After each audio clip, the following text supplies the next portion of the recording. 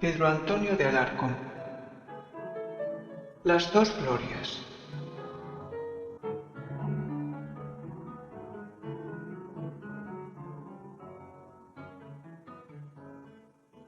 Un día que el célebre pintor flamenco Pedro Pablo Rubens andaba recorriendo los templos de Madrid, acompañado de sus afamados discípulos, penetró en la iglesia de un humilde convento, cuyo nombre no designa la tradición.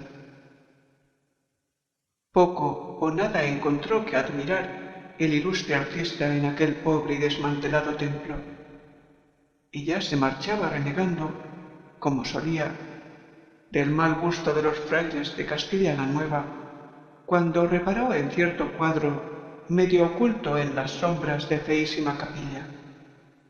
Acercóse a él y lanzó una exclamación de asombro. Sus discípulos le rodearon al momento, preguntándole: ¿Qué habéis encontrado, maestro? Mirad, dijo Rubens, señalando por toda contestación al lienzo que tenía delante. Los jóvenes quedaron tan maravillados como el autor del Descendimiento. Representaba aquel cuadro la muerte de un religioso. Era éste muy joven y de una belleza que ni la penitencia ni la agonía habían podido eclipsar, y hallábase tendido sobre los ladrillos de su celda, velados ya los ojos por la muerte, con una mano extendida sobre una calavera y estrechando con la otra a su corazón un crucifijo de madera y cobre. En el fondo del lienzo se veía pintado otro cuadro, que figuraba estar colgado cerca del lecho de que se suponía había salido el religioso para morir con más humildad sobre la dura tierra. Aquel segundo cuadro representaba a una difunta, joven y hermosa, tendida en el ataúd entre fúnebres cirios y negras y suntuosas colgaduras. Nadie hubiera podido mirar estas dos escenas, contenida la una en la otra, sin comprender que se explicaban y completaban recíprocamente. Un amor desgraciado, una esperanza muerta, un desencanto de la vida, un olvido eterno del mundo. He aquí el poema misterioso que se deducía de los dos ascéticos dramas que encerraba aquel lienzo. Por lo demás, el color, el dibujo, la composición, todo revelaba un genio de primer orden. Maestro, ¿de quién puede ser esta magnífica obra?, preguntaron a Rubens sus discípulos, que ya habían alcanzado al cuadro. En este ángulo ha habido un nombre escrito, respondió el maestro, pero hace muy pocos meses que ha sido borrado.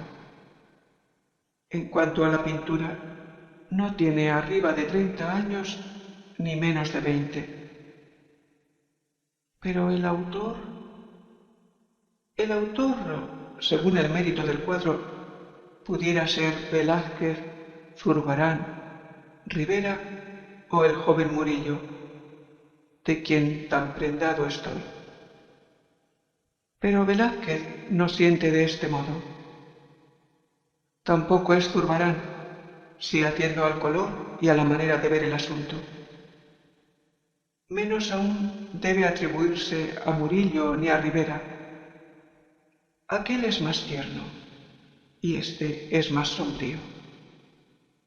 Y, además, ese estilo no pertenece ni a la escuela del uno ni a la del otro. En resumen, yo no conozco el autor de este cuadro y hasta juraría que no he visto jamás obras suyas. Voy más lejos. Creo que el pintor desconocido y acaso muerto, que ha legado al mundo tal maravilla, no perteneció a ninguna escuela, ni ha pintado más cuadro que este, ni hubiera podido pintar otro que se le acercara en mérito. Esta es una obra de pura inspiración, un asunto propio, un reflejo del alma, un pedazo de la vida. Pero, ¿qué idea? ¿Queréis saber quién ha pintado ese cuadro? Pues lo ha pintado ese mismo muerto que veis en él. Maestro, vos os burláis. No, yo me entiendo. Pero, ¿cómo concebís que un difunto haya podido pintar su agonía? Concibiendo que un vivo pueda adivinar o representar su muerte. Además, vosotros sabéis que profesar de veras en ciertas órdenes religiosas es morir. ¿Creéis vos? Creo que aquella mujer que está de cuerpo presente en el fondo del cuadro era el alma y la vida de este fraile que agoniza contra el suelo. Creo que, cuando ella murió, él se creyó también muerto y murió efectivamente para el mundo.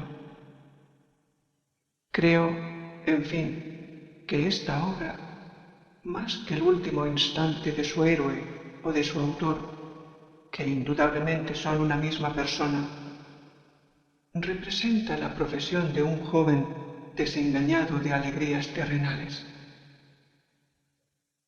¿De modo que puede vivir todavía? Sí, señor, que puede vivir. Y como la cosa tiene fecha, tal vez su espíritu se habrá serenado y hasta regocijado, y el desconocido artista sea ahora un viejo muy gordo y muy alegre. Por todo lo cual hay que buscarlo. Y, sobre todo, necesitamos averiguar si llegó a pintar más obras. Seguidme.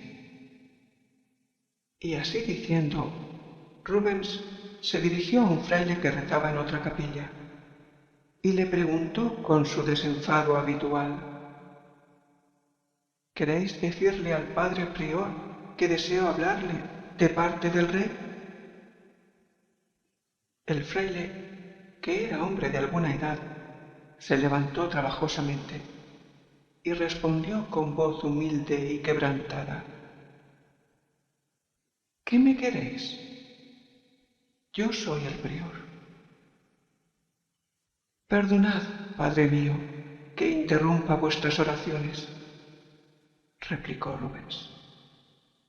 ¿Pudierais decirme quién es el autor de este cuadro? ¿De este cuadro?, exclamó el religioso. ¿Qué pensaría usted de mí si le contestase que no me acuerdo? ¿Cómo? ¿Lo sabíais y habéis podido olvidarlo? Sí, hijo mío, lo he olvidado completamente. Pues, padre, dijo Rubens en son de burla brocaz, tenéis muy mala memoria. El prior volvió a arrodillarse sin hacer caso. Vengo en nombre del rey, gritó el soberbio y mimado flamenco. ¿Qué más queréis, hermano mío?, murmuró el fraile levantando lentamente la cabeza. Compraros este cuadro. Este cuadro no se vende. Pues bien, decidme dónde encontraré a su autor.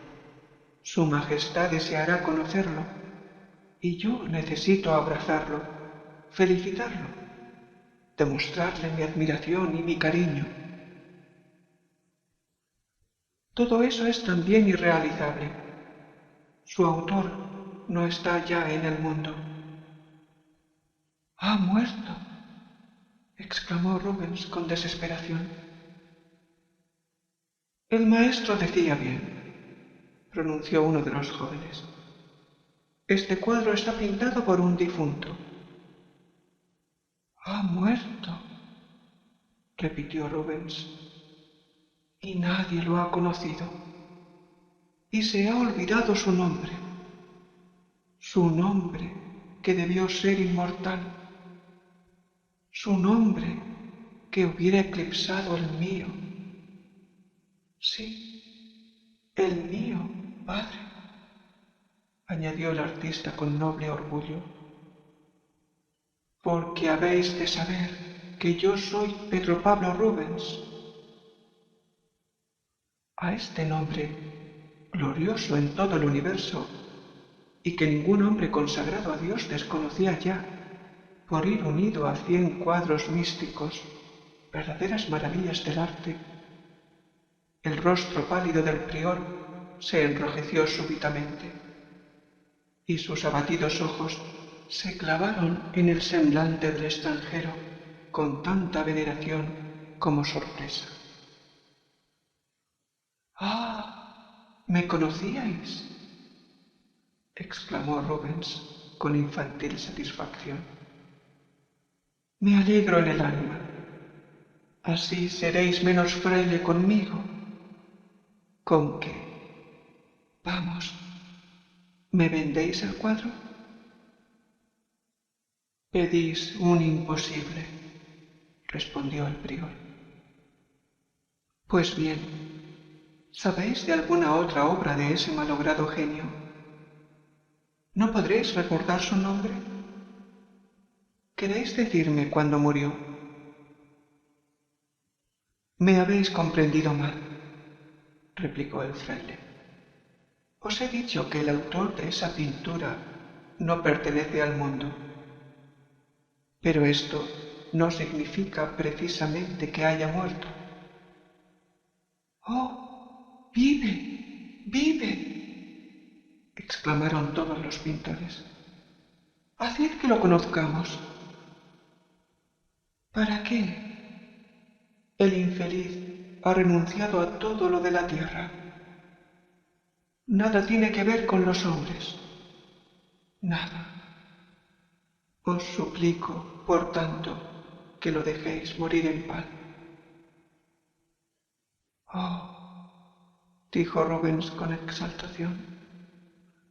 Eso no puede ser, padre mío. Cuando Dios enciende en un alma el fuego sagrado del genio, no es para que esa alma se consuma en la soledad, sino para que cumpla su misión sublime de iluminar el alma de los demás hombres.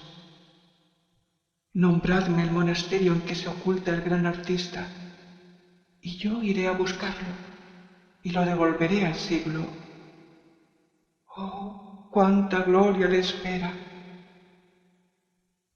Pero, ¿y si la rehúsa?, preguntó el prior tímidamente.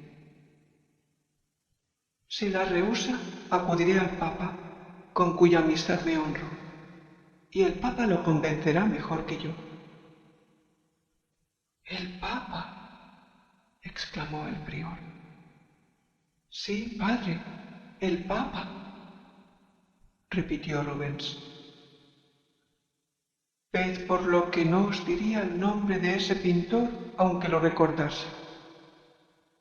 Ved por lo que no os diré a qué convento se ha refugiado. Pues bien, padre, el rey y el papa os obligarán a decirlo, respondió Rubens exasperado. Yo me encargo de que así suceda. Oh, no lo haréis, exclamó el fraile. Haríais muy mal, señor Rubens. Llevaos el cuadro si queréis, pero dejad tranquilo al que descansa. Os hablo en nombre de Dios. Sí, yo he conocido, yo he amado, yo he consolado, yo he redimido, yo he salvado de entre las olas de las pasiones y las desdichas. náufrago y agonizante, a ese gran hombre, como vos decís, a ese infortunado y ciego mortal, como yo le llamo, olvidado ayer de Dios y de sí mismo, hoy cercano a la suprema felicidad, la gloria. ¿Conocéis alguna mayor que aquella a que él aspira? ¿Con qué derecho queréis resucitar en su alma los fuegos fatuos de las vanidades de la tierra, cuando arde en su corazón la pira inextinguible de la caridad? ¿Creéis que ese hombre, antes de dejar el mundo, antes de renunciar a las riquezas, a la fama, al poder, a la juventud, al amor, a todo lo que desvanece a las criaturas, no habrá sostenido ruda batalla con su corazón? ¿No adivináis los desengaños y amarguras que lo llevarían al conocimiento de la mentira de las cosas humanas? ¿Y queréis volverlo a la pelea cuando ya ha triunfado? Pero eso es renunciar a la inmortalidad, gritó Rubens. Eso es aspirar a ella. ¿Y con qué derecho os interponéis vos entre ese hombre y el mundo? Dejad que le hable y él decidirá. Lo hago con el derecho de un hermano mayor, de un maestro, de un padre, que todo esto soy para él. Lo hago en el nombre de Dios, os vuelvo a decir. Respetadlo, para bien de vuestra alma. Y así diciendo, el religioso cubrió su cabeza con la capucha y se alejó a lo largo del templo. Vámonos, dijo Rubens. Yo sé lo que me toca hacer. Maestro, exclamó uno de los discípulos que durante la anterior conversación había estado mirando alternativamente al lienzo y al religioso. ¿No creéis, como yo, que ese viejo Fray Luco se parece muchísimo al joven que se muere en este cuadro? Calla, pues es verdad, exclamaron todos. Restad las arrugas en las barbas y sumad los 30 años que manifiesta la pintura, y resultará que el maestro tenía razón cuando decía que ese religioso muerto era a un mismo tiempo retrato y obra de un religioso vivo. Ahora bien, Dios me confunda si ese religioso vivo no es el padre prior. Entretanto, Rubens, sombrío, avergonzado y enternecido profundamente, veía alejarse al anciano, el cual lo saludó cruzando los brazos sobre el pecho poco antes de desaparecer. Él era, sí, balbuceó el artista. Oh, vámonos, añadió volviéndose a sus discípulos. Ese hombre tenía razón. Su gloria vale más que la mía. Dejémoslo morir en paz. Y dirigiendo una última mirada al lienzo que tanto le había sorprendido, salió del templo y se dirigió a palacio, donde lo honraban sus majestades teniéndole a la mesa.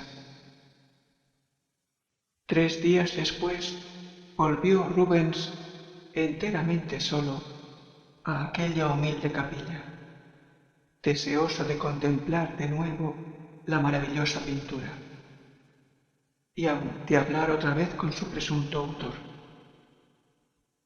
Pero el cuadro no estaba ya en su sitio.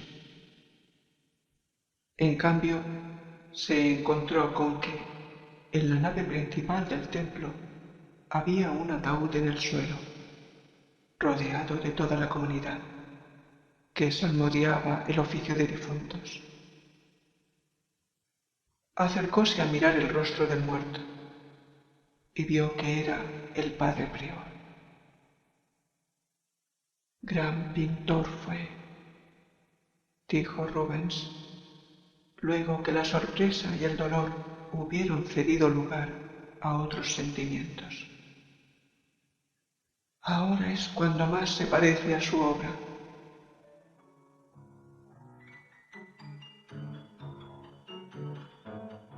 Fin de Las dos glorias de Pedro Antonio de Alarcón.